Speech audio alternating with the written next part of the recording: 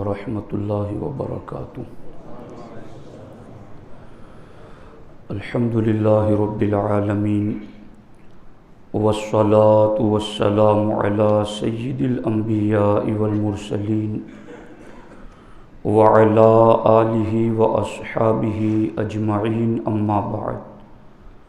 فاعوذ باللہ من الشیطان الرجیم، بسم اللہ الرحمن الرحیم۔ یا ایہا الذین آمنوا لا یسخر قوم من قوم عسى ان یکونوا خیرا منہم ولا نساء من نساء عسى ان یکن خیرا منہن، صدق اللہ العلی العظیم وصدق رسولہ النبی الکریم۔ انتہائی احترام و عقیدت کے ساتھ حضور سید المرسلین، خاتم الانبیاء، شفیع المذنبین، رحمت للعالمین، صلی اللہ تعالی علیہ وآلہ واصحابہ وبارک وسلم کی بارگاہ میں اپنی غلامی کا ثبوت دیں، اور جس طریقے سے میں پڑھا ہوں میرے ساتھ مل کر باادب بآواز بلند نذرانِ محبت پیش کریں۔ الصلاۃ والسلام علیک یا رسول اللہ، الصلاۃ والسلام علیک یا حبیب اللہ، الصلاۃ والسلام علیک یا نبی اللہ، وعلی آلک واصحابک یا نور اللہ، صلی اللہ تعالی علیہ وسلم۔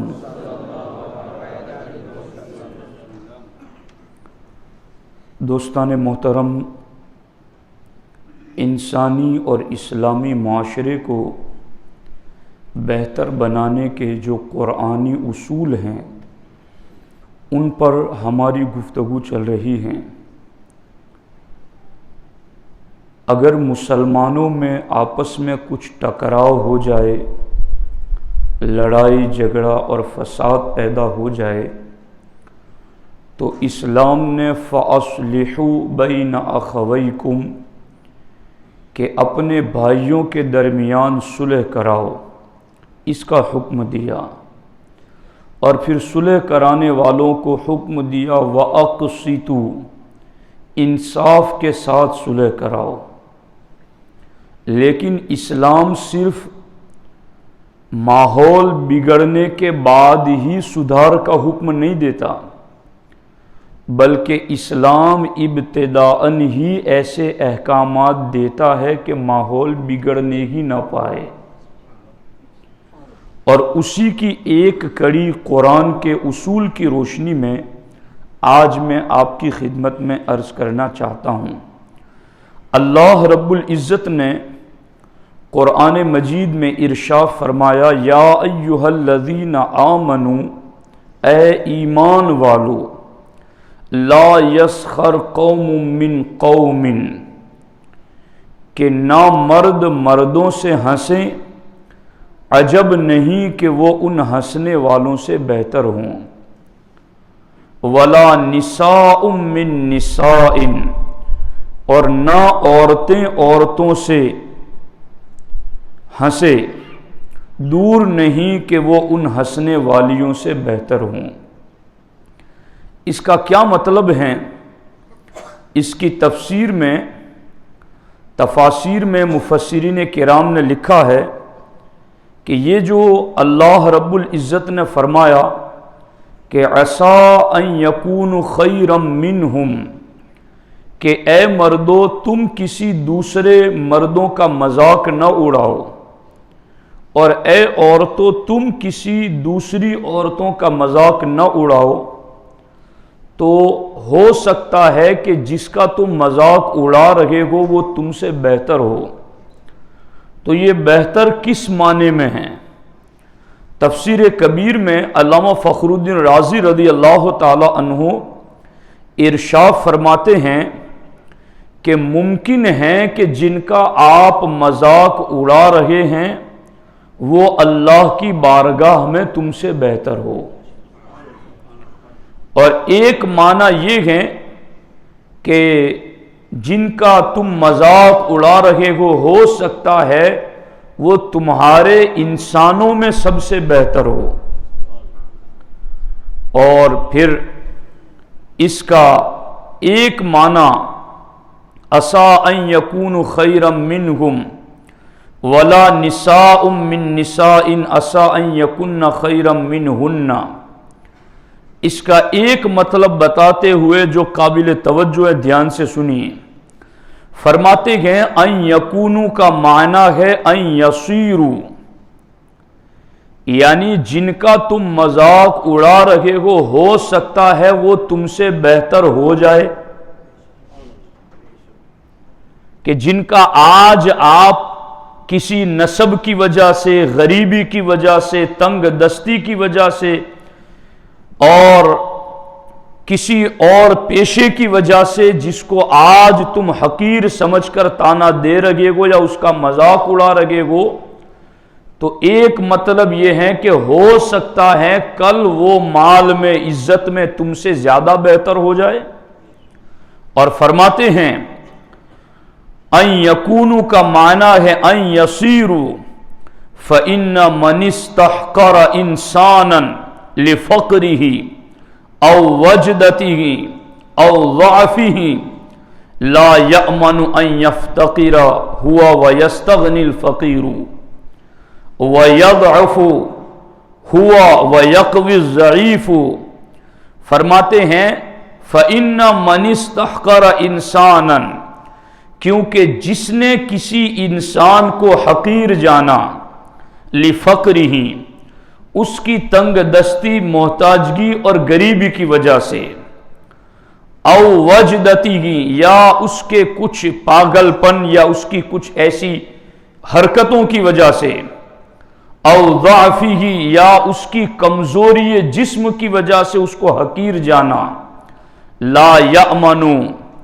تو وہ مطمئن نہ رہیں، ان یفتقر ہوا ویستغنی الفقیر، ہو سکتا ہے کہ وہ فقیر ہو جائے اور فقیر مالدار ہو جائے،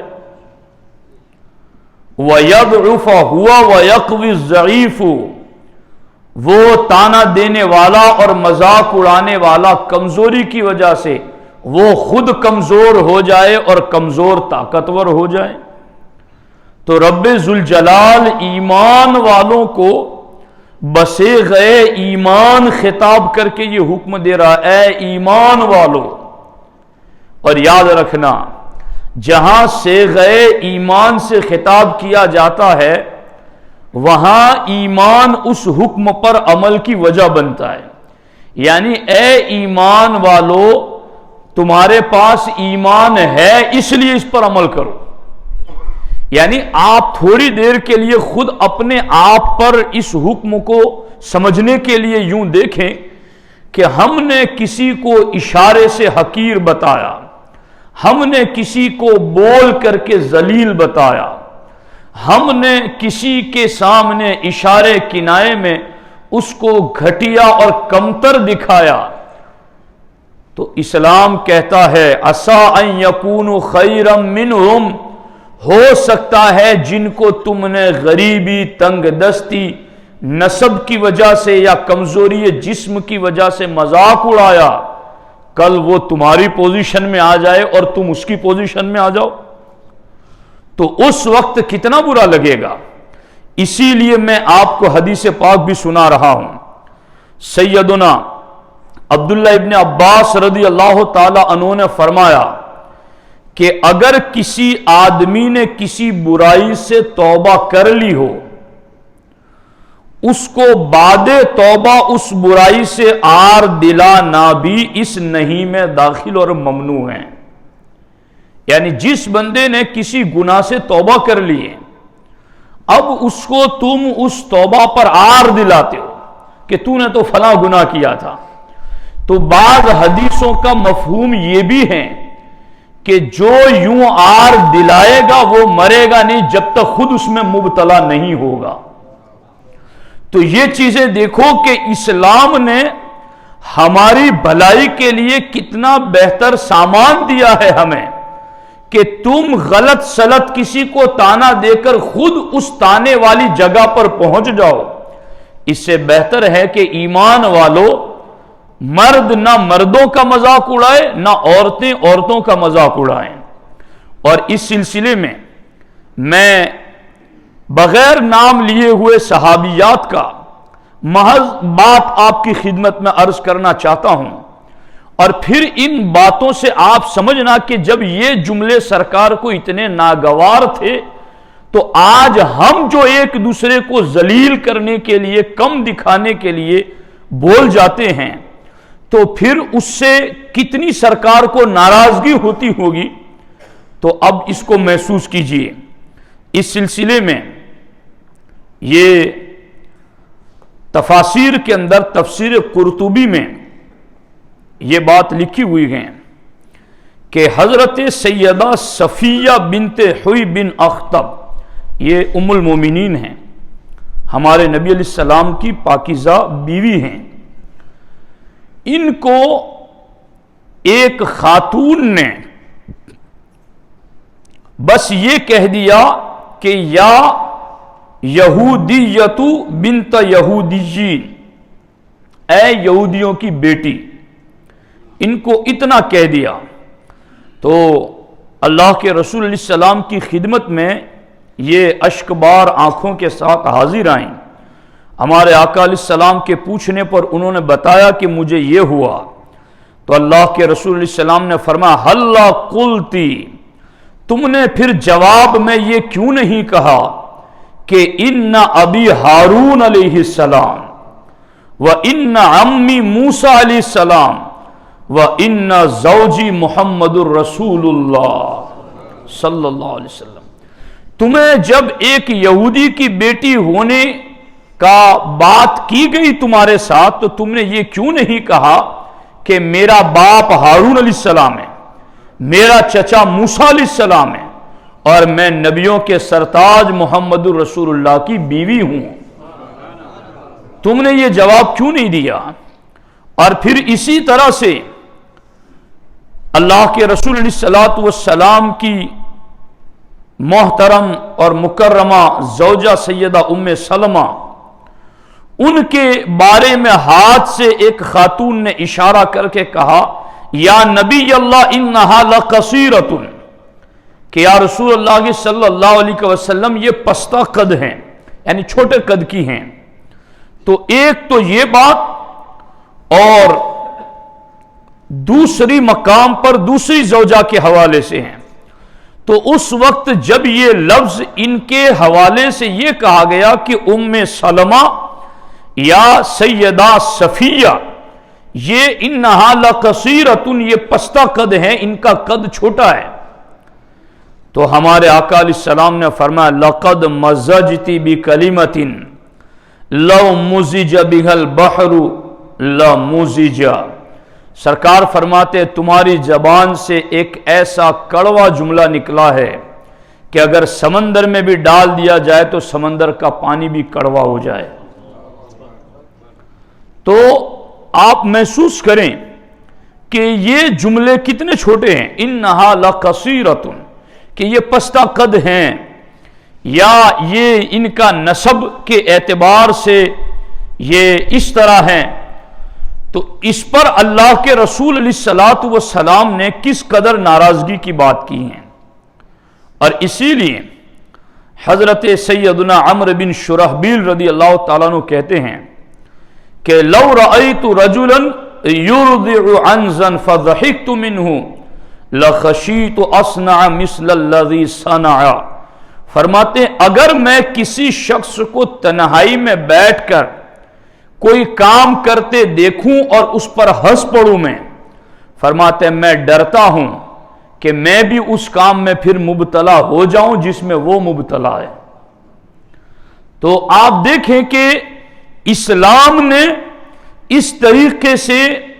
مذاق سامنے والے بندے کی انسلٹ ہو، اس کی بے عزتی ہو، اس سے کس طریقے سے ہمارے آقا علیہ الصلوۃ والسلام نے روکا ہے اپنی امت کو۔ اب اس سلسلے میں یہ بات بھی آپ کو بتاتا چلوں، خزائن العرفان تفسیر میں لکھا ہے کہ ہمارے علماء نے فرمایا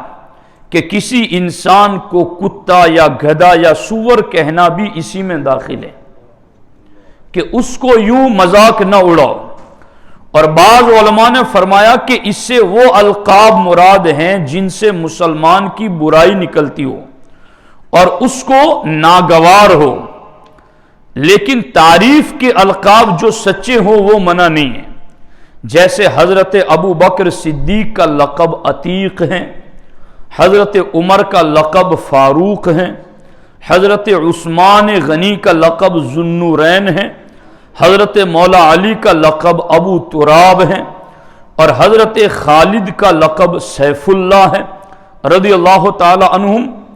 اور جو القاب بمنزل علم ہو گئے اور صاحب القاب کو ناگوار نہیں، وہ القاب بھی ممنوع نہیں، جیسے اعمش اور اعرج، یہ اماموں کے نام، امام اعمش اور امام اعرج۔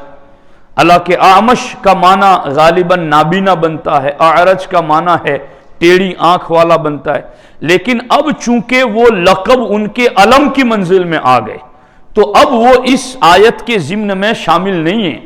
کہ یہ بولو گے تو وہ گناہ نہیں ہوگا تمہارے ضمن میں، چونکہ یہ الفاظ ان کے نام کے درجے میں آ گئے، اور ان ناموں سے جن کے نام یہ پڑ گئے انہیں ناگواری محسوس نہیں ہوئی۔ تو اس وجہ سے ان چیزوں کا لحاظ رکھنا بالخصوص ضروری ہے۔ اس سلسلے میں ایک بات اور بھی عرض کرنا چاہوں گا کہ ہمارے آقا علیہ السلام کی خدمت میں ایک صحابی جو کچھ اونچا سنتے تھے، تو جب بھی وہ آتے تو صحابہ ان کے لیے جگہ خالی کر دیتے تاکہ حضور کے قریب بیٹھے تو بات سن سکے۔ تو وہ ایک مرتبہ پہنچنے میں تاخیر ہوئی تو وہ سب کو کہتے رہے جگہ دو جگہ دو، یوں لوگوں نے جگہ دی، یہاں تک کہ حضور کے اور ان کے درمیان صرف ایک صحابی بیچ میں بیٹھے تھے، تو انہوں نے ان کو بھی کہا کہ جگہ دو، تو انہوں نے کہا جگہ آپ کے لیے ہے، آپ بیٹھ جائیں۔ تو وہ بیٹھ گئے ان کے پیچھے، مگر انہیں ناراضگی ہوئی کہ انہوں نے حضور کے قریب مجھے کیوں نہیں بیٹھنے دیا۔ پھر جب بات ختم ہوئی تو انہوں نے ران پر ہاتھ رکھ کر کے پوچھا تو کون ہے؟ تو بتایا میں فلاں ہوں۔ تو انہوں نے بس اتنا کہہ دیا کہ تو فلانی کا بیٹا ہے۔ اس سے انہیں تکلیف ہوئی، یعنی اتنا لفظ کہ تو فلانی کا بیٹا ہے، اس سے انہیں تکلیف ہوئی، اور اس پر اس آیت کا نزول ہوا کہ اے ایمان والو، مرد آپس میں دوسرے مردوں کا مذاق نہ بنائیں، اور اتنی بات سے بھی انہیں روکا گیا ہے۔ اس سلسلے میں آپ اس چیز کو بھی دیکھیں، اللہ کے رسول علیہ السلام نے فرمایا کیا میں تمہیں جنتی لوگوں کے بارے میں نہ بتاؤں؟ تو اللہ کے رسول علیہ السلام نے فرمایا ہر وہ شخص ہیں جو کمزور اور لوگوں کی نگاہوں میں گرا ہوا ہے، مگر وہ اتنا نیک ہیں کہ اللہ کی بارگاہ میں کسی چیز کے ہونے کی قسم اٹھا لے تو اللہ اس کی قسم ٹوٹنے نہیں دیتا۔ تو وہ اگرچہ گرا پڑا ہے مگر نیک ہے، پرہیزگار ہیں، تو اس کو تانا نہ دو، اس کی ویلیو اللہ کی بارگاہ میں بڑی ہیں۔ تو ان چیزوں کا لحاظ مسلم معاشرے میں ضروری ہیں تاکہ اس قسم کے فسادات جو اس کے بعد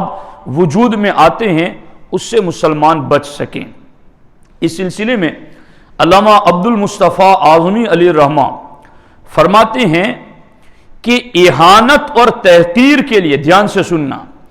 اہانت یعنی کسی کو ذلیل کرنا اور تحقیر مانے کسی کو حقیر کرنے کے لیے، اہانت اور تحقیر کے لیے زبان سے یا اشاروں سے یا کسی اور طریقے سے مسلمان کا مذاق اڑانا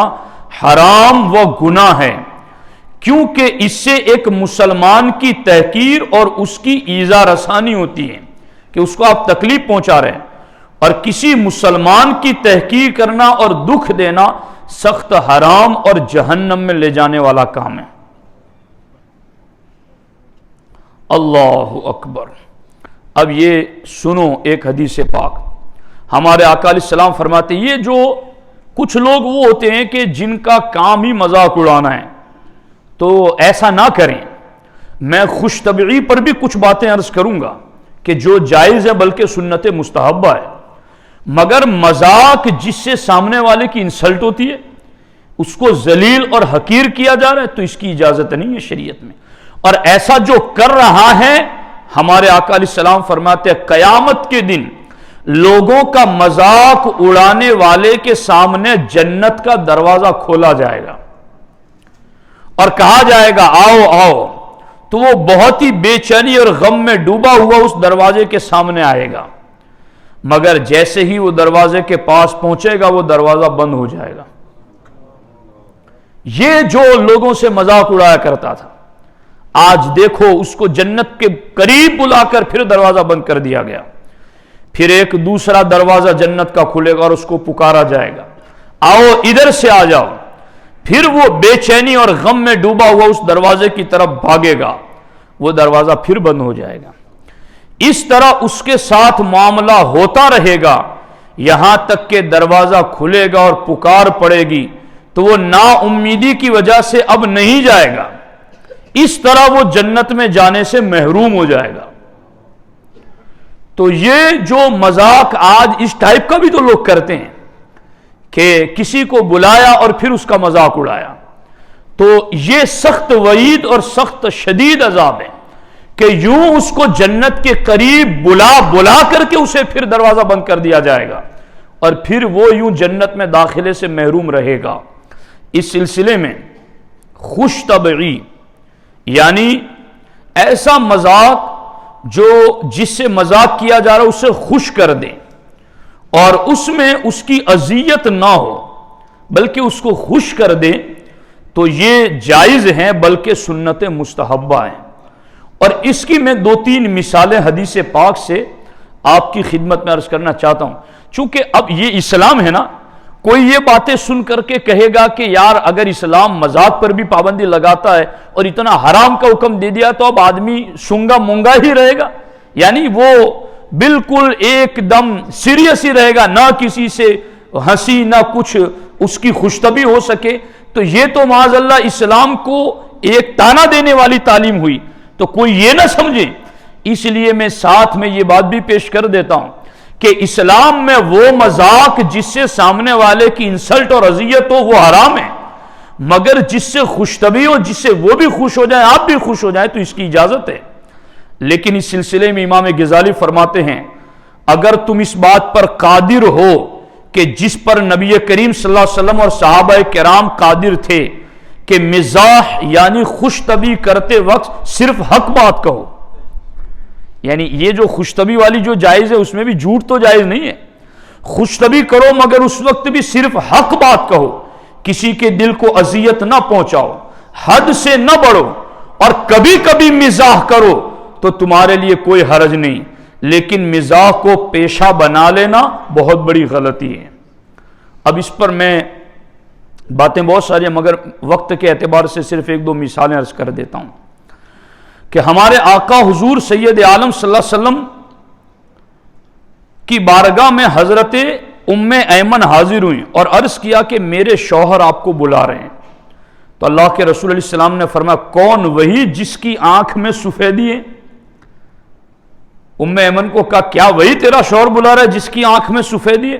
تو انہوں نے عرض کیا اللہ کی قسم ان کی آنکھ میں سفیدی نہیں ہے۔ تو سرکار نے فرمایا کیوں نہیں؟ بے شک اس کی آنکھ میں سفیدی ہے۔ تو انہوں نے عرض کیا اللہ کی قسم حضور ان کی آنکھ میں سفیدی نہیں ہے۔ تو اللہ کے رسول علیہ السلام نے فرمایا کیا کوئی ایسا ہے جس کی آنکھ میں سفیدی نہ ہو؟ جی یہ ہیں خوش طبعی والا وہ پیارا مزاح جس کی اسلام اجازت دیتا ہے کہ سامنے والے کا دل بھی نہ ٹوٹے، وہ بھی خوش ہو جائیں آپ بھی خوش ہو جائیں۔ اب اسی کے سلسلے میں آگے یہ بھی ایک روایت دیکھیں، ایک شخص نے اللہ کے رسول علیہ السلام سے سواری مانگی اور کہا حضور مجھے جانور دیجئے، مجھے اس پر سواری کرنی ہے۔ تو سرکار نے فرمایا ہم تمہیں اونٹنی کے بچے پر سوار کریں گے، اونٹنی کے بچے پر سوار کریں گے۔ تو اس نے عرض کی حضور میں اونٹنی کے بچے کا کیا کروں گا؟ تو ہمارے آقا علیہ السلام نے ارشاد فرمایا اونٹ کو اونٹنی ہی جنم دیتی ہیں اور وہ اونٹ کا بچہ ہی ہوتا ہے جی۔ تو یہ ہے وہ پیارا مزاح کہ جس میں بندے کے دل کا بوجھ بھی اترتا ہے اور سامنے والے کا دل ٹوٹتا بھی نہیں ہے۔ ہمارے آقا علیہ السلام نے ایک بوڑھی عورت سے فرمایا کہ جنت میں کوئی بوڑھی عورت نہیں جائے گی، تو انہوں نے پریشان ہو کر عرض کیا تو پھر ہمارا کیا بنے گا؟ بوڑھی عورتیں وہ بوڑھی جنت میں جائیں گی نہیں تو ہمارا کیا بنے گا؟ تو ہمارے آقا علیہ السلام نے ارشاد فرمایا کہ کیا تو نے قرآن نہیں پڑھا ہے؟ اِنَّا أَنشَأْنَاهُنَّ إِنشَاءً فَجَعَلْنَاهُنَّ أَبْكَارًا، بے شک ہم نے ان جنتی عورتوں کو ایک خاص انداز سے پیدا کیا تو ہم نے انہیں کنواریاں بنایا ہے، یعنی وہ سب جوان ہوگی۔ تو اے بوڑھی عورت تو بوڑھی ہو کر نہیں جوان ہو کر جنت میں جائیں گی۔ تو ایسا پیارا مزاح کہ جس میں جھوٹ نہ ہو، جو بات اور یہ سامنے والے کی اذیت کا سامان نہ ہو، تو اس طرح کا مزاح یہ سنت مستحبہ ہیں۔ تو ان دونوں تعلیمات کو نظر میں رکھیں اور ایمان والوں کو جو اللہ نے حکم دیا اس پر عمل کریں، تو انشاءاللہ مسلم معاشرہ بہترین معاشرے میں تشکیل دیا جا سکتا ہے۔ اللہ تعالی ہم سب کو عمل کی توفیق عطا فرمائے۔ السلام علیکم ورحمۃ اللہ وبرکاتہ۔